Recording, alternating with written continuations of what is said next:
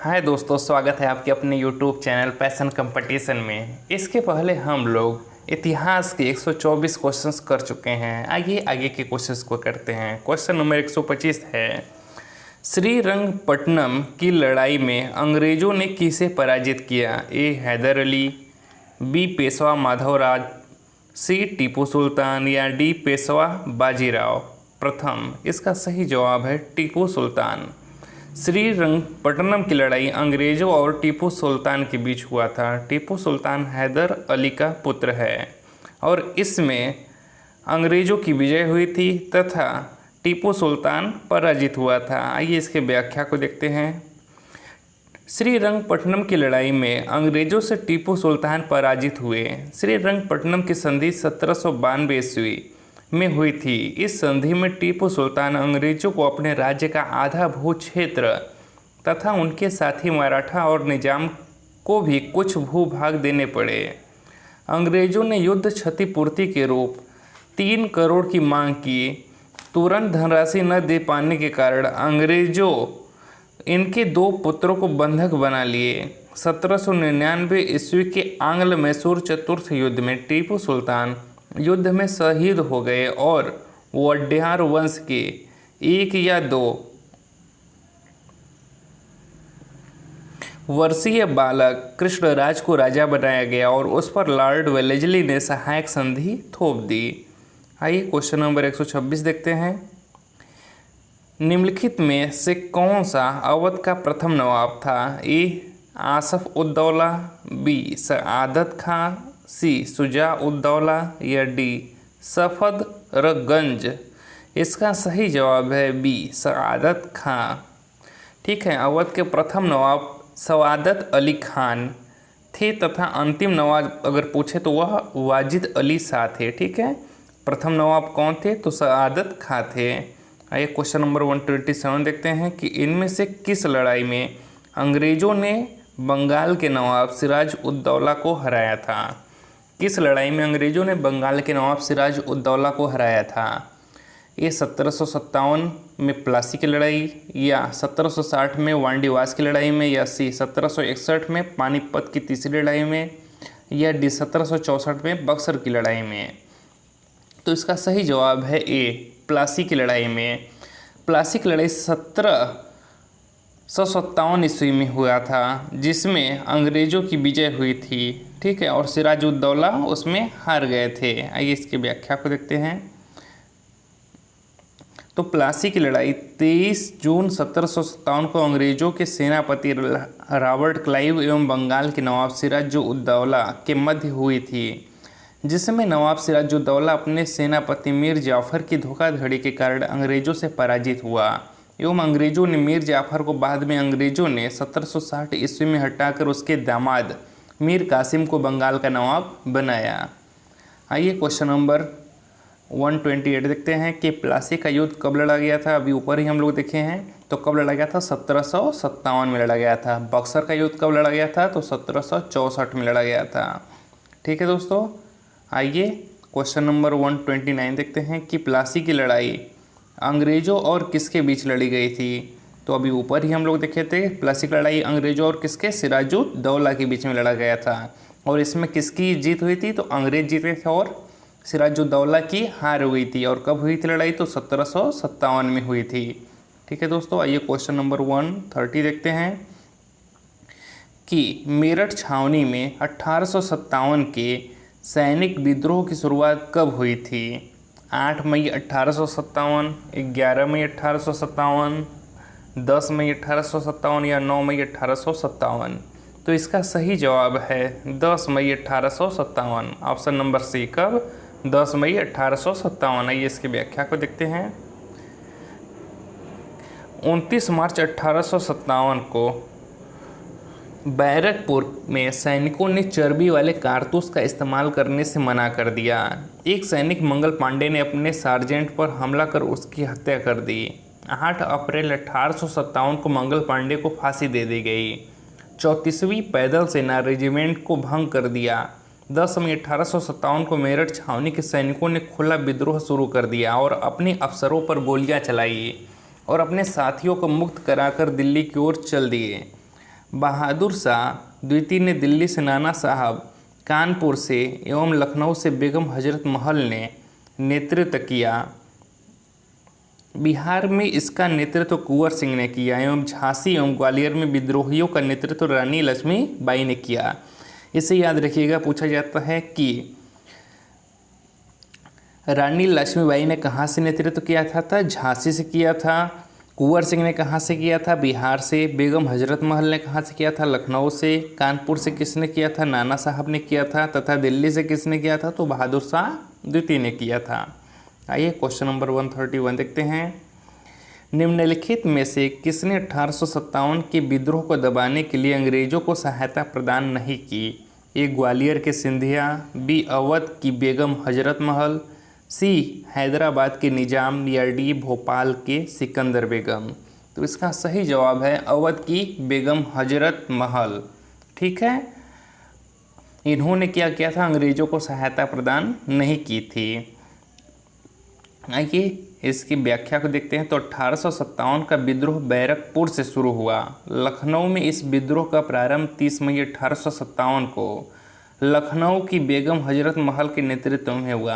ग्वालियर की सिंधिया, इंदौर के होलकर, हैदराबाद के निजाम, जोधपुर के राजा, भोपाल के नवाब, पाटियाला के नवाब, कश्मीर के महाराजा ने 1857 के विद्रोह को कुचलने के लिए अंग्रेजों को सहायता किए थे। आइए क्वेश्चन नंबर 132 देखते हैं। 1857 के प्रथम स्वतंत्रता विद्रोह में भाग लेने वाली प्रसिद्ध महिला स्वतंत्रता सेनानी कौन थी? ए कस्तूरबा गांधी, बी भीकाजी कामा, सी सरोजनी नायडू, या डी बेगम हजरत महल। तो इसका सही जवाब है बेगम हजरत महल। और इन्होंने कहाँ से नेतृत्व किया था? तो लखनऊ से किया था। आइए क्वेश्चन नंबर 133 देखते हैं। 1857 के सिपाही विद्रोह में सिपाहियों को किस कंपनी द्वारा बनाए गए कारतूसों पर आपत्ति थी? ए एटकिंस, बी एनफील्ड, सी रेमिंगटन, या डी विंचेस्टर। तो इसका सही जवाब है बी एनफील्ड। एनफील्ड के कारतूसों पर सिपाहियों को आपत्ति थी। आइए इसकी व्याख्या देखते हैं। तो 1857 ईस्वी में अंग्रेजों ने पुरानी बंदूक ब्राउन बैस के स्थान पर नई एनफील्ड राइफल को प्रयोग करने का निर्णय लिया। उसके लिए 2 कारतूस बनाए गए। उनमें उन्हें राइफल में भरने से पहले मुंह से खोलना पड़ता था। इन कारतूसों में गाय और सूअर की चर्बी का प्रयोग किया गया था। यह चर्बी वाला कारतूस ही 1857 की क्रांति का प्रमुख कारण बना। आइए क्वेश्चन नंबर 134 देखते हैं। निम्न में से किन्होंने 1857 के सिपाही विद्रोह को विद्रोह नहीं कहा है? A John Lawrence, B Karl Marx, C R C. Majumdar, या डी सैयद अहमद खान। तो इसका सही जवाब है दोस्तों B Karl Marx. Karl Marx ने इसे सिपाही विद्रोह नहीं कहा हुआ है। आइए इसकी व्याख्या को देखते हैं।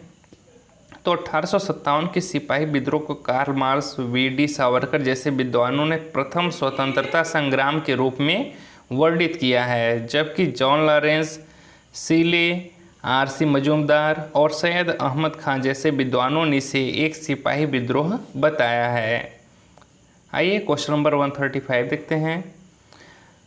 1857 की विद्रोह के प्रसिद्ध नेताओं में से एक तात्या टोपे को अंग्रेजों ने 1859 में कहाँ फांसी दी थी? ए झांसी, बी शिवपुरी, सी कानपुर, या डी सागर। तो इसका सही जवाब है बी शिवपुरी में। ठीक है, तो तात्या टोपे को कहाँ फांसी दी गई थी? शिवपुरी में दिया गया था। आइए क्वेश्चन नंबर 136 देखते हैं। सिपाही या विद्रोह किस वर्ष हुआ था? ए 1920, बी 1857, सी 1935, या 1842 में। इसका सही जवाब है बी 1857 में सिपाही या विद्रोह किस वर्ष हुआ था? 1857 में। आइए इसकी व्याख्या को देखते हैं। 1857 के विद्रोह को सिपाही विद्रोह के नाम से जाना जाता है। कैनिंग सरकार ने 1857 में सैनिकों के प्रयोग के लिए ब्राउन बैस के स्थान पर एनफील्ड राइफल का प्रयोग शुरू करवाया, जिसमें कारतूस को लगाने से पूर्व दांत से खींचना पड़ता था। चूँकि कारतूस में गाय और सूअर दोनों की चर्बी लगी थी, इसलिए हिंदू और मुस्लिम सैनिक भड़क उठे। परिणाम स्वरूप 1857 के सिपाही विद्रोह की शुरुआत हुई थी। आइए क्वेश्चन नंबर 37 देखते हैं। खालिस्तान में ब्रिटिश सरकार ने भारत में सरकार की संरचना में कुछ सुधारों की घोषणा की, जिन्हें मॉर्ले मिंटो सुधार के रूप में जाना जाता था। ये 1903, 1909, 1912 या 1939। तो इसका सही जवाब है 1909। आइए इसके व्याख्या को देखते हैं। 1909 ईस्वी के भारत शासन अधिनियम को भारत सचिव और वायरस के नाम पर मॉर्ले मिंटो सुधार भी कहा जाता है। इस एक्ट के तहत केंद्रीय व प्रांतीय विधानमंडलों के आकार एवं शक्ति में वृद्धि की गई तथा मुस्लिमों के पृथक निर्वाचन एवं मताधिकार की व्यवस्था की गई। इसके परिणाम स्वरूप हिंदू मुस्लिम एकता में दरार पड़ गई, जो कालांतर में भारत के विभाजन का आधार बनी। ये क्वेश्चन नंबर 38 देखते हैं। ईस्ट इंडिया कंपनी ने किस वर्ष में कलकत्ता में सर्वोच्च न्यायालय की स्थापना की थी? 1757, 1765, 1773 या 1792। तो इसका सही जवाब है 1773।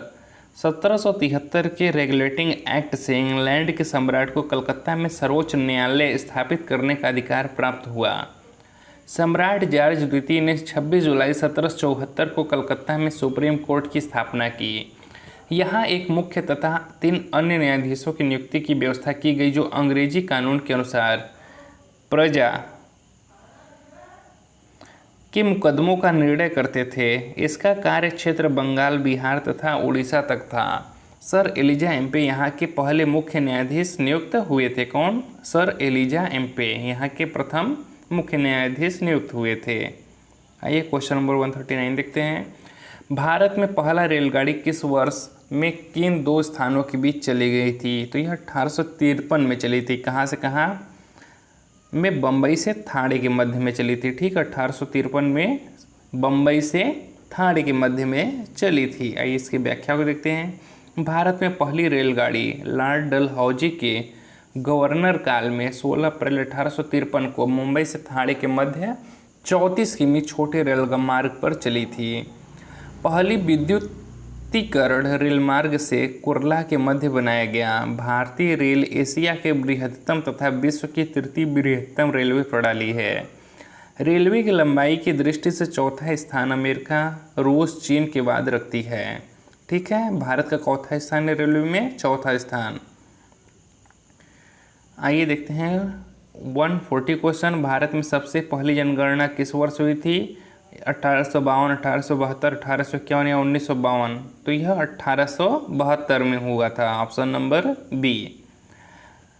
भारत में जनगणना की शुरुआत 1872 में लॉर्ड मेयो के कार्यकाल में हुई। भारत में नियमित जनगणना की शुरुआत 1881 में लॉर्ड रिपन के कार्यकाल में हुई। 2011 की जनगणना भारत की 15वीं जनगणना तथा स्वतंत्र भारत की 7वीं जनगणना है। आइए क्वेश्चन नंबर 141 देखते हैं। 1866 में भारत के संदर्भ में चर्चा करने और भारतीय कल्याण को बढ़ावा देने के लिए ब्रिटिश सार्वजनिक अधिकारियों को प्रभावित करने के लिए लंदन में ईस्ट इंडिया एसोसिएशन का आयोजन किसने किया? ए दादा भाई नौरोजी, बी महात्मा गांधी, सी बिपिन चंद्र या डी जवाहरलाल नेहरू।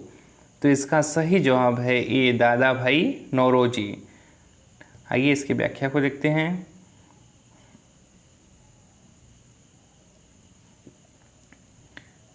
दादा भाई नौरोजी ब्रिटिश काल भारत के एक पारसी बुद्धिजीवी राजनीतिक एवं सामाजिक नेता थे। उन्हें भारत का वयोवृद्ध पुरुष कहा जाता है। 1866 में भारत के संदर्भ में चर्चा करने और भारतीय कल्याण को बढ़ावा देने के लिए ब्रिटिश सार्वजनिक अधिकारियों को प्रभावित करने के लिए लंदन में ईस्ट इंडिया एसोसिएशन का गठन किया। वह 1892 से 1895 तक यूनाइटेड किंगडम के हाउस ऑफ कॉमन्स के सदस्य थे। आइए दोस्तों क्वेश्चन नंबर 142 देखते हैं और इसका आंसर आप लोग कमेंट बॉक्स में दीजिएगा। अगले वीडियो में हम इसका जवाब आपको देंगे। देखिए, निम्नलिखित में से कौन सी प्रणाली भारत में ब्रिटिश शासन के दौरान भूमि राजस्व प्रणाली से संबंधित नहीं थी? ए जमींदारी, बी महालवाड़ी, सी दस्तक, डी रैयतवाड़ी। जो भी बच्चे यूपी ट्रिपल एस सी पेट का तैयारी कर रहे हैं वह इस क्वेश्चन का जवाब कमेंट बॉक्स में ज़रूर से करें और नेक्स्ट वीडियो को देखने के लिए मेरे चैनल को सब्सक्राइब करें। धन्यवाद।